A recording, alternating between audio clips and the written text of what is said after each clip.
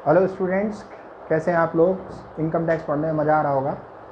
Salary का chapter start किया था, बहुत इम्पोर्टेंट चैप्टर है। लास्ट जो आपका लर्निंग रहा है चैप्टर में वो था बेसिक कॉन्सेप्ट बता दिए थे। सैलरीज़ क्या होता है और सैलरी क्या होता है, दोनों में अंतर होता है, ये डिस्कस किया था। और कुछ इम्पोर्टेंट पॉइंट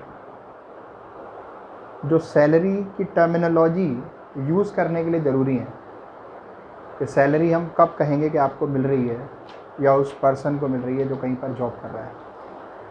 तो कुछ बेसिक पॉइंट्स थे, those all we have discussed in our part 1। So it's a part 2 lecture in which हमें आगे बढ़ना होगा। हमें मालूम है कि सैलरीज़ में ABCD, ए सैलरी इंक्लूड होता है, B अलाउंसेस इंक्लूड होता है, C परक्विजाइट्स और D profits in lieu of salary. ठीक है, इनको हमने शॉर्ट में समझा था। अब एक एक करके चीज़ों को समझना पड़ेगा। अलाउंसेस से स्टार्ट करते हैं। अलाउंसेस क्या होते हैं, राइट।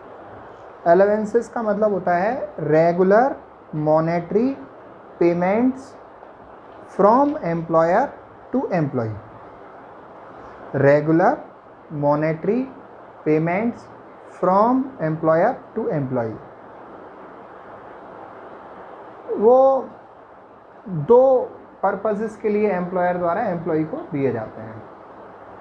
एक पर्पस होता है कि वो पर्सनल एक्सपेंसेस मीट आउट करे, एम्प्लॉय अपने पर्सनल खर्चे मीट आउट करे उसके लिए। और दूसरा होता है for performance of duties. Personal खर्चे कौन से होते हैं? जो ड्यूटी से रिलेटेड नहीं है, ड्यूटी से अलग हैं। क्लियर? जैसे एम्प्लॉय के बच्चों की पढ़ाई के लिए कोई खर्चा रेगुलरली एम्प्लॉयर एम्प्लॉय को दे रहा है, राइट, मंथली बेसिस पे, तो उसे हम कहेंगे एजुकेशन अलाउंस। तो वो पर्सनल हो गया, ठीक है, इस टाइप के। और एक हो गया for performance of duties. Performance of duties का मतलब घर से ऑफिस जाने और ऑफिस से घर आने का खर्चा एम्प्लॉयर एम्प्लॉय को दे रहा है कन्वेंस अलाउंस के फॉर्म में।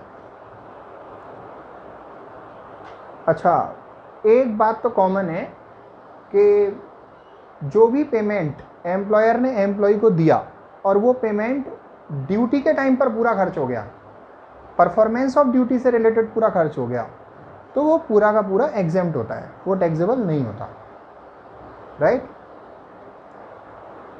और जितना भी पेमेंट, दूसरी सिचुएशन, जितना भी पेमेंट एम्प्लॉयर ने एम्प्लॉय को दिया उसमें से जितना परफॉर्मेंस ऑफ ड्यूटी के लिए खर्च हो गया उसे घटाकर यदि कुछ बचता है that shall be taxable to the employee. Clear? चलिए आज बात करते हैं अलाउंसेस के टाइप्स की। अलाउंस तो आपको समझ में आ गया, रेगुलर मॉनेटरी पेमेंट्स एम्प्लॉय के पर्सनल एक्सपेंसेस के लिए या फिर फॉर परफॉर्मेंस ऑफ ड्यूटीज़ के लिए। अलाउंस को अगर मैं कैटेगराइज करूं लर्निंग पॉइंट ऑफ व्यू से तो 3 टाइप के होते हैं। एक होता है साहब फुली टैक्सेबल। फुली टैक्सेबल का मतलब होता है वो पूरा का पूरा टैक्सेबल होगा, जितना अमाउंट रिसीव हुआ वो पूरा टैक्सेबल होगा, उसमें से कुछ भी एग्जेम्प्ट नहीं होगा।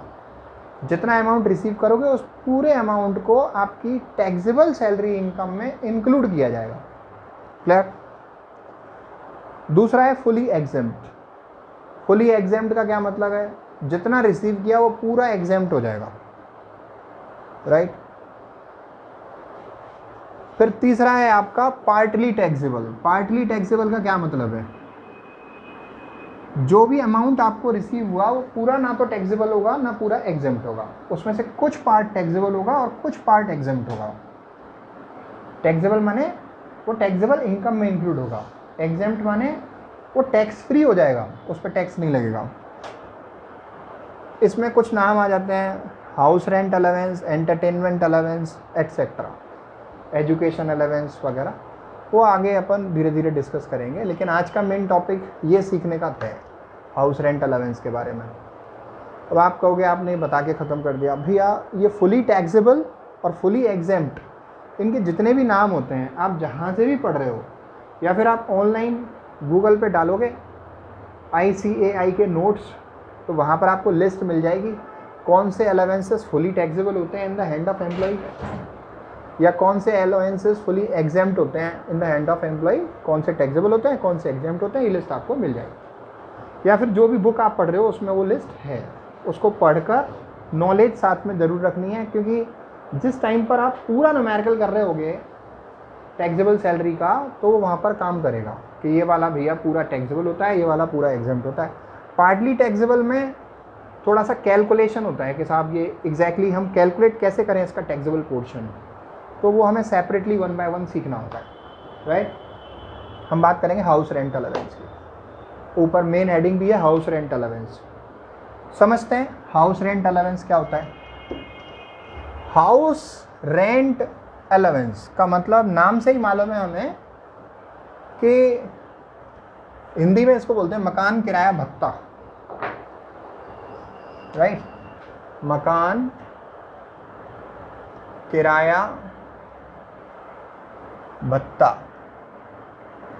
अब ये क्यों लिख दिया मैंने हिंदी में, ये इसलिए लिख दिया, कई बार हम पूछते हैं साहब बच्चों से कि हाउस रेंट अलाउंस क्या होता है, तो वो बताते हैं हाउस का रेंट होता है, उसका अलाउंस होता है, या फिर उसकी हिंदी बता देते हैं।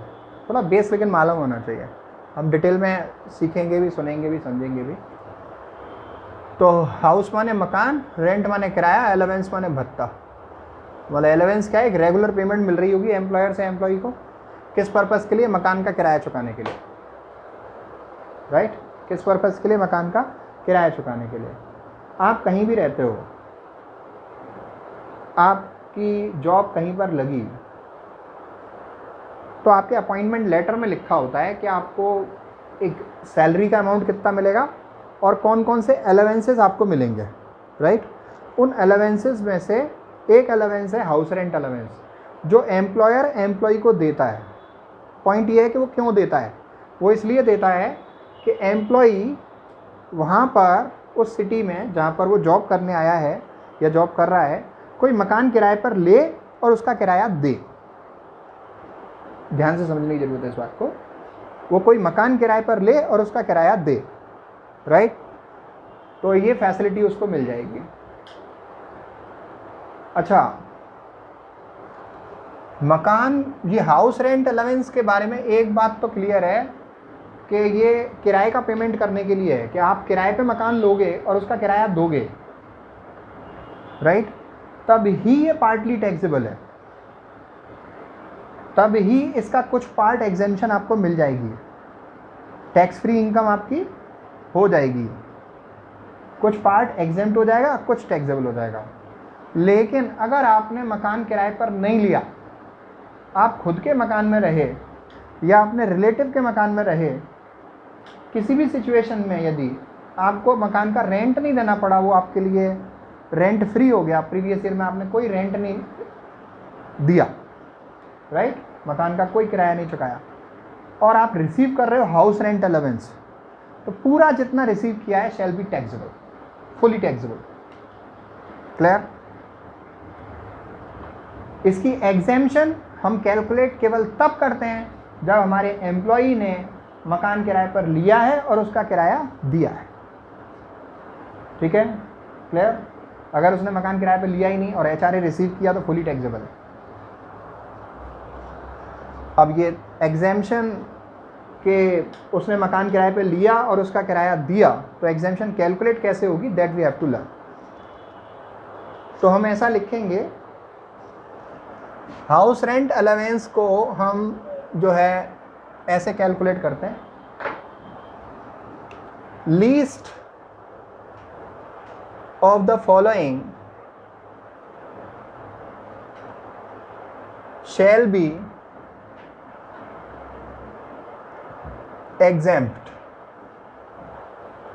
Least of the following shall be exempt। अब मैं जो लिखूंगा उसमें से जो सबसे कम होगा उतने की एग्जेम्पशन आपको मिल जाएगी, बचा हुआ पार्ट टैक्सेबल होगा। तो सबसे पहला चीज क्या है, एक्चुअल जो भी अमाउंट HRA का आपने रिसीव किया है, एक्चुअल HRA रिसीव्ड, और उसको कंपेयर करना है मुझे सेकंड पॉइंट से rent paid more than 10% of salary, जो भी आपकी सैलरी है उसके 10% से जितना ज़्यादा आपने रेंट पे किया।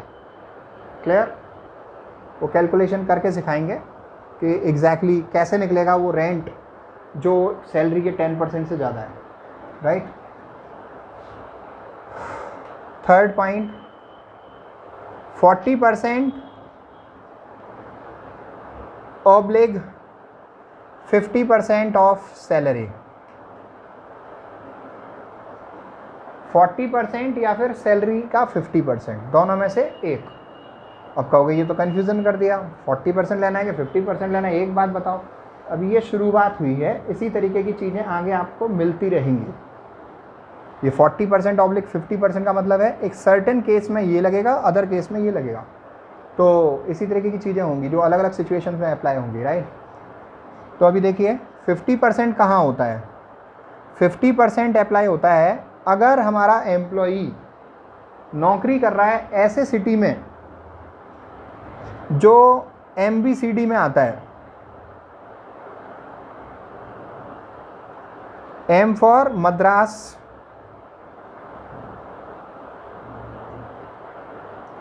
And B for Bombay, C for Calcutta, and D for Delhi. Madras, Bombay, Calcutta, Delhi. Right? इसको हम ऐसे भी कहते हैं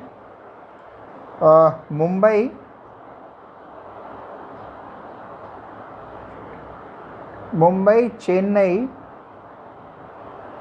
दिल्ली और वो ऐसे करके कुछ नाम होता है, मद्रास, बॉम्बे, कैलकाटा, दिल्ली। ठीक है, ठीक है। फिर उसके बाद आपका जो है इन चारों सिटीज़ के अलावा जो बची हुई सिटीज़ बचती हैं आपकी, वो अदर सिटीज़ में आती हैं, जिनमें हमारा कितना लगेगा? 40% लगेगा सैलरी का। ठीक है? अभी पॉइंट ये है कि ये जो हम लिख रहे हैं यहाँ पर सैलरी, इसका क्या मतलब है ये समझ लीजिए। HRA की कैलकुलेशन के लिए सैलरी का क्या मतलब होता है? यहाँ पर जिस सैलरी का 40% या 50% फाइंड करना है या फिर 10% फाइंड करना है, वो सैलरी हम क्या लेंगे? जो भी बेसिक सैलरी है उसमें डियरनेस अलावेंस या डियरनेस पेमेंट, DA शॉर्ट में लिखा है मैंने, डियरनेस अलावेंस है वो, जो होना चाहिए इन टर्म्स ऑफ सर्विस।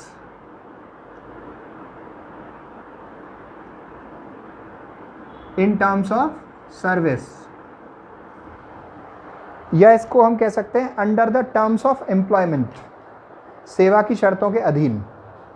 कब माना जाता है सेवा की शर्तों के अधीन? जब हमारे अपॉइंटमेंट लेटर में ये बात लिखी है कि हमें ये मिल रहा है, तब वो इन टर्म्स ऑफ सर्विस है, अदरवाइज नहीं है। आपको कैसे मालूम पड़ेगा? आपको ये एम्प्लॉई का अपॉइंटमेंट लेटर थोड़ी ना चेक करने जाओगे, आपको ऐसे मालूम पड़ेगा, वो क्वेश्चन में मेंशन करेगा under the terms of employment या फिर in terms of service. Clear? फिर इसके बाद तीसरा है commission at fixed percentage on sale. 3 चीज इंक्लूड करनी है, basic salary, DNS allowance under the terms of employment, plus commission fix percentage on sale. Right? तो इन तीनों के टोटल को हम सैलरी मानेंगे, जिसका हम कैलकुलेशन यहाँ पर कंसीडर करेंगे। अभी एक सवाल लेते हैं जिसमें हम असेसमेंट सीखते हैं कि भाई HRA का टैक्सेबिलिटी या एग्जेम्पशन कैसे कैलकुलेट होगा। एक सवाल पकड़ लेते हैं। मिस्टर दिनेश ने रिसीव किए ये अमाउंट्स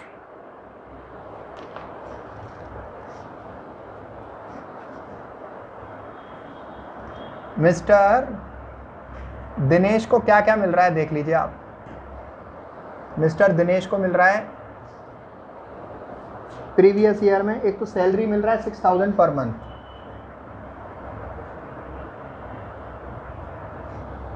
और डीएनएस अलाउंस मिल रहा है 20% ऑफ सैलरी, सैलरी का 20% डीएनएस अलाउंस मिल रहा है, जिसमें 1/2 under the terms of employment है या इन टर्म्स ऑफ सर्विस है। 1/2 इन टर्म्स ऑफ सर्विस है।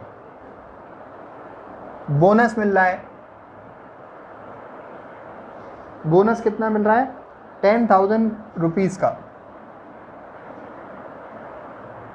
1 2 3 बोनस मिल रहा है 10,000। कमीशन मिल रहा है 5%। तो ये 5% का मतलब ये फिक्स परसेंटेज है सेल पर। ऑन सेल, सेल हमारी है 1,50,000 रुपये, 1,50,000 रुपये की सेल है। HRA मिल रहा है 1,000 पर मंथ,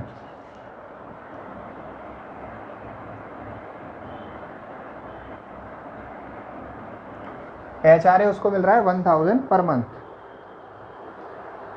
उसका टैक्सेबल HRA कैलकुलेट करना है आपको। Calculate taxable HRA if number 1 वो आगरा में 1,200 रुपये महीने का किराया दे रहा है। At Agra if rent paid, number 1 at Agra 1,200 per month का रेंट दे रहा है आगरा में। दूसरी सिचुएशन में आपको सोल्व करना है कि उसने किराए पे मकान दिल्ली में लिया है।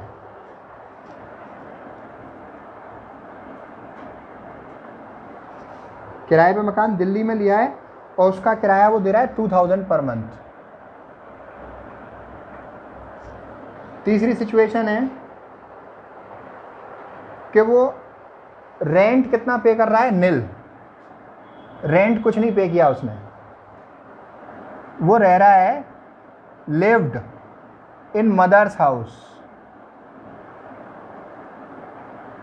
मदर के हाउस पे रहा विदाउट रेंट, मदर के हाउस में रहा, और इस मकान की रेंटल वैल्यू जिस मकान में वो रह रहा है मदर के 2,000 पर मंथ है। Right, this is the point. Clear? अब देखिए इस सिचुएशन को हम कैसे डील करेंगे। मिस्टर दिनेश का टैक्सेबल HRA निकालना है आपको, और इन 3 कंडीशन में निकालना है। मिस्टर दिनेश रिसीव क्या क्या कर रहे हैं वो पूरी चीज आपके पास है। मिस्टर दिनेश ने प्रीवियस ईयर में, प्रीवियस ईयर 19-20 मान लीजिए आप, असेसमेंट ईयर 20-21 है, राइट। तो 20-21 में उनका टैक्सेबल HRA आपको फाइंड करना है। तो टैक्सेबल HRA क्या होता है, इन तीनों में से जो कम होगा वो तो एग्जेम्प्ट हो जाता है। टैक्सेबल क्या होता है, टैक्सेबल इक्वल्स टू होता है एक्चुअल जो भी रिसीव किया है उसमें से जितना पार्ट एग्जेम्प्ट हो गया उसे घटा देते हैं, बचा हुआ अमाउंट टैक्सेबल हो जाता है। क्लियर? एक एक करके चीज़ें सीखते हैं। सवाल में ये मिस्टर दिनेश ने 6,000 रुपये महीने की सैलरी मिल रही है उनको प्रीवियस ईयर में, डीएनएस अलाउंस मिल रहा है उनको 20% ऑफ सैलरी, और जिसमें से आधा इन टर्म्स ऑफ सर्विस है, जिसका मतलब होता है 20% का हाफ कितना हो गया, 10% इन टर्म्स ऑफ सर्विस है। तो हमें केवल कितना लेना है, जितना इन टर्म्स ऑफ सर्विस है, राइट। तो ले लेते हैं कैलकुलेशन। हमारे पास ये फार्मूला लिखा हुआ है, इसी फार्मूले में पुट करेंगे हम। तो एक तो हम सैलरी ले लेंगे इनकी, बेसिक सैलरी कितनी है 6,000 पर मंथ है, तो 6,000 इंटू 12। डीएनएस अलाउंस लेना है मुझे, वो सैलरी का 20% है, लेकिन इन टर्म्स ऑफ सर्विस कितना है, हाफ। तो मुझे कौन सा लेना है, केवल जो इन टर्म्स ऑफ सर्विस है। इन टर्म्स ऑफ सर्विस हाफ है, तो 20% का हाफ कितना हुआ 10%। तो 10% 6000 पर मंथ का 10% कितना हुआ 600 पर मंथ। क्लियर? तो वो मुझे कंसीडर करना है 600 पर मंथ। अच्छा, मैंने आपको बोनस वगैरह तो लिखवाया नहीं है, ठीक है, बोनस नहीं लेंगे हम, not to be taken any bonus. Commission लेना है, लेकिन कमीशन अगर ऐसे लिखा हुआ है कि 5000 रुपये साल 10,000 रुपये साल, तो हम नहीं लेते हैं। कमीशन हम केवल कब लेते हैं, जब वो फिक्स परसेंटेज ऑन सेल होता है। तो यहाँ पर 5% है, हमें दिख रहा है वो फिक्स परसेंटेज है सेल पर, तो हम ये कंसीडर करेंगे। सेल कितनी है 1,50,000 रुपये की, जिसका 5% कितना हुआ 7,500 रुपये। कैलकुलेटर से कैलकुलेट करते हुए चलेंगे। 1,50,000 का 5% हो गया 7,500। हरे कृष्णा। 1,50,000 into 5% that is 7,500। अब इन अमाउंट्स को आप जोड़ दीजिए, तो सैलरी आ जाएगी आपकी HRA के पॉइंट ऑफ व्यू से 72,000 प्लस 7,200 प्लस 7,500। सैलरी कितनी आई 86,700। 86,700। अभी मैं इसे फर्स्ट पॉइंट में कैलकुलेट करता हूँ। ये हमारा कमीशन हो गया। HRA उसको कितना मिल रहा है 1,000 रुपये महीना। अब मेरे को इन 3 कंडीशन में निकालना है टैक्सेबल HRA। तो पहले मैं कंडीशन 1 में निकालूंगा, फिर 2 में, फिर 3 में। तो कंडीशन 1, जब वो आगरा में रहता है और 1,200 रुपये महीने का HRA वो रेंट देता है, राइट। कंडीशन 1, आगरा में रहता है और 1,200 रुपये महीने का रेंट देता है। तो अब ध्यान से सुनिएगा, पहला पॉइंट तो ये एक्चुअल HRA रिसीव्ड। HRA कितना रिसीव हुआ 1,000 पर मंथ, तो ये हो गया 12,000 रुपये। दूसरा पॉइंट है rent paid more than 10% of salary, ठीक है, rent paid more than 10% of salary. तो आगरा में अगर वो रह रहा है और किराया 1,200 रुपये महीना दे रहा है, तो टोटल रेंट उसने कितना दिया होगा प्रीवियस ईयर में 1200 इंटू 12 14,400 रुपीज़ का रेंट दिया होगा प्रीवियस ईयर में, दिया होगा कि नहीं। वो सैलरी के 10% से कितना ज़्यादा होगा। सैलरी मेरी कितनी आई इस पॉइंट ऑफ व्यू के लिए 86,700, जिसका 10% कितना हो जाएगा 8670। इस अमाउंट में से मुझे ये अमाउंट लेस करना पड़ेगा। 1200 इंटू 12 दैट इज़ 14,400। उसमें से 8670 में लेस कर देता हूँ, तो 5730। अब ये देखिए कि वो आगरा में किराए पे मकान लेके रह रहा है, तो वो ना तो M है, ना B है, ना C है, ना D है। मद्रास, बॉम्बे, कैलकाटा, दिल्ली वो नहीं है, राइट।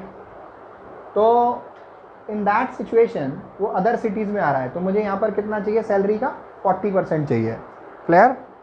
सैलरी कितनी थी 86,700। 86,700 का 40%, इसको कैलकुलेट करते हैं हम।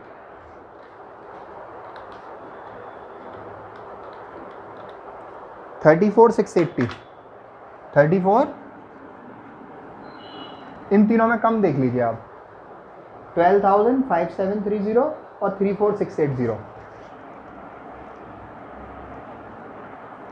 इन तीनों में कम लीस्ट कितना है 5730, ठीक है। तो देखिए टैक्सेबल इस केस में कितना निकलने वाला है। ये लीस्ट तो हो गया हमारा, least oblique exempt equals to 5730, right. Taxable कितना निकलेगा, एक्चुअल कितना रिसीव किया था आपने HRA 12,000 का, एग्जेम्प्ट कितना हुआ उसमें से 5730 का, रिमेनिंग अमाउंट टैक्सेबल हो गया तो 260। अभी 12,000 में से 5,000 घटा दो पूरे, तो 7,000 आ जाएंगे, ठीक है। और 7,000 में से 730 घटा दो तो 6,270 रुपये टैक्सेबल हो जाएंगे। क्लियर? ये हमारा टैक्सेबल एचआरए आ गया, नो प्रॉब्लम। 6270, 12,000 में से आप लेस कर दीजिए 6270, तो 5,730। ये तो आपका एक पॉइंट सोल्व हो गया जब आपने रेंट कहाँ पर दिया है किराए के मकान का, आगरा में। अब दूसरी बात सोल्व करते हैं, जब आपने किराए का मकान कहाँ पे लिया, दिल्ली में, और रेंट दिया। क्लियर? Second point. अच्छा, सवाल में आपसे क्या पूछा था, टैक्सेबल एचआरए। कई बार पूछ लेता है कि एग्जेम्प्ट एचआरए। एग्जेम्प्ट एचआरए पूछा है तो आंसर ये है, टैक्सेबल एचआरए पूछा है तो आंसर ये है। क्लियर? दोनों चीज़ें आनी चाहिए आपको। अच्छा, अब ये वाला बात करते हैं, जब उसने कहाँ पे लिया मकान किराए पे, दिल्ली में, दिल्ली, और कितने रुपए महीने का किराया दिया, 2,000 रुपये महीने का, 2,000 पर मंथ का रेंट दिया। तो एक्चुअल रिसीव्ड तो वही रहना है 12,000, उसमें तो कोई अंतर नहीं आना। यहाँ रेंट पेड कितना हो जाना है, 2,000 इंटू 12 हो जाना है, 2,000 रुपये महीने का रेंट दे रहा है दिल्ली में। तो सैलरी के 10% से कितना ज़्यादा रेंट दिया, ये 24,000 में से 8670 लेस करना पड़ेगा मुझे, 15,330, कितना आ जाएगा, 15,330। अच्छा, वो दिल्ली में है तो वो MBCD में से एक हो गया। तो यहाँ पर मुझे सैलरी का कितना चाहिए, 50%। कितना चाहिए, 50%। तो मैं यहाँ पर सैलरी का 50% कंसीडर करूँगा। 86,700 का 50%, जो आ जाएगा 43,350। अब आप कंपेयर कर लीजिए, इन तीनों में से लीस्ट अमाउंट कौन सा है, इन तीनों में लीस्ट अमाउंट है 12,000। लीस्ट माने सबसे कम, तीनों में लीस्ट कितना है, 12,000। तो एग्जेम्प्ट कितना हो गया, 12,000। तो ये आगरा वाले केस में टैक्सेबल ये था। दिल्ली वाले केस में देख लो, दिल्ली वाले केस में एक्चुअल रिसीव्ड कितना है आपका, 12,000, और सबसे लीस्ट जो एग्जेम्प्ट था वो कितना है, 12,000। तो टैक्सेबल कितना हुआ, निल। राइट? क्लियर? अब कंडीशन नंबर 3 देखते हैं कि वो मकान मदर के मकान में रहा जहाँ पर उसको कोई किराया नहीं देना पड़ा, रेंट पे किया उसने, कितना, निल। अच्छा, लेकिन जो मदर के मकान में वो रहा ना, उसकी रेंटल वैल्यू दे दी है, ऐसे फंसाएगा आपको। राइट? कभी रेंटल वैल्यू दे देगा, म्यूनसिपल वैल्यू दे देगा, फेयर रेंट दे देगा, कोई मतलब नहीं है इन सब बातों का, अनटिल और unless it is given rent paid by employee. Until or unless the information we have how much the rent is paid by the employee, right? जब तक ये नहीं दिया है तो हम नहीं मानते कि रेंट पेड बाय एम्प्लॉय। तो स्टार्टिंग में ही मैंने आपको बताया है, हाउस रेंट अलाउंस की एग्जेम्पशन कैलकुलेट करने के लिए ज़रूरी है, और वो केवल हम तभी कैलकुलेट करते हैं जब हमारे एम्प्लॉय ने किराए पर मकान लिया हो और उसका किराया दिया हो। अगर उसने किराए पर मकान नहीं लिया और किराया नहीं दिया तो जितना एचआरए उसने रिसीव किया पूरा टैक्सेबल होगा। राइट? उसकी एग्जेम्पशन कैलकुलेट करने की ज़रूरत नहीं है। तो condition 3, taxable equals to actual received HRA. Actual received HRA कितना है, 1,000 रुपये महीने के हिसाब से 12,000 रुपये। Clear? No problem, this is that. इस बेसिस पर as much as numericals you want to practice and solve, you can do example question. Any doubt you can put in the comment box. Keep learning, keep going, because it's a very essential part of life. Thank you so much.